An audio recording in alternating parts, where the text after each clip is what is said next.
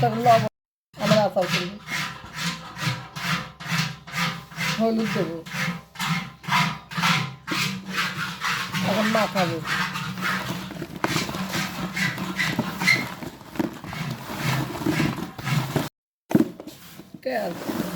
মাখান হয়ে গেছে।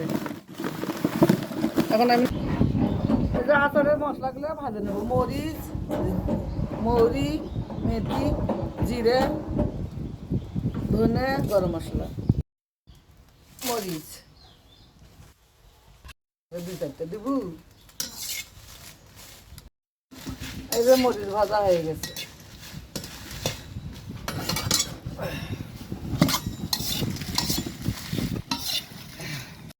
ধনে,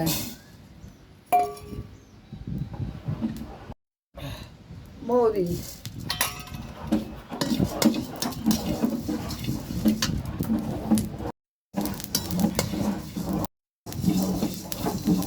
এই যে ধনে মৌরি ভাজা হয়ে গেছে। জিরে,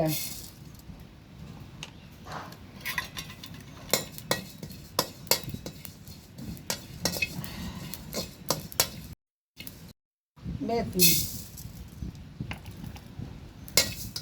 মেথি আর পাঁচফোড়ন মিশাল আছে।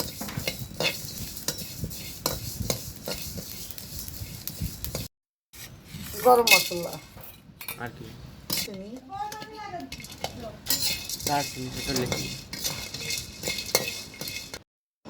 গরম মশলা আর গোলমরিচ এই যে ভাজা হয়ে গেছে। সাদা সরিষা,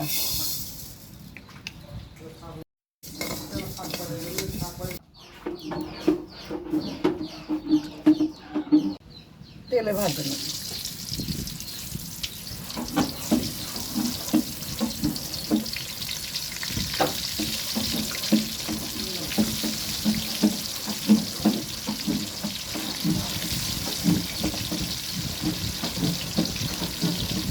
অল্প অল্প করে ভাজে নেব ফাঁকাতে। আমি এই যে আমটা ভাজে তুলবো এখন। হয়েছে, আম ভাজা হয়েছে। ভাজা মশলাগুলো আমি এখন গুঁড়ো করে নেব, সব রকমের মশলাই।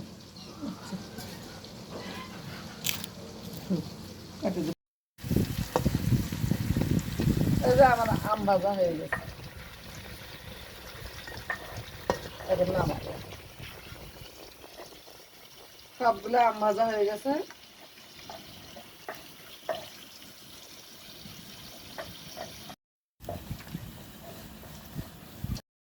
আমি এখন শুকনা মরিচ গুঁড়ো করে নেব।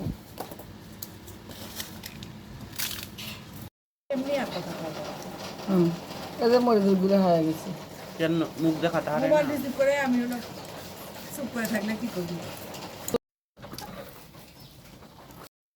এই যে মশলা গুঁড়ো হয়ে গেছে। মশলা গুঁড়ো এখন তেলটা হিট হয়েছে, মশলা গুঁড়ো দেব। হলুদ দেব, লবণ দেব, চিনি দেব।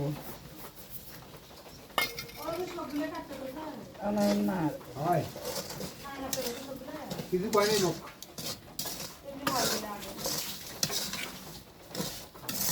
মুখ করো তাড়াতাড়ি নিয়ে ঘুরিয়ে এই যে আমগুলো দেব।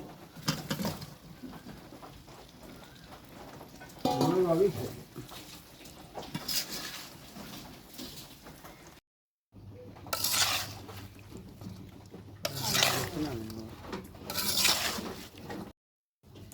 এই যে আচার আমার হয়ে গেছে, এখন আমি নামাবো।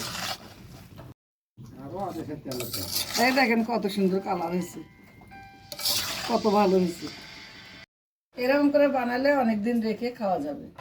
এই দেখেন কত সুন্দর হয়েছে।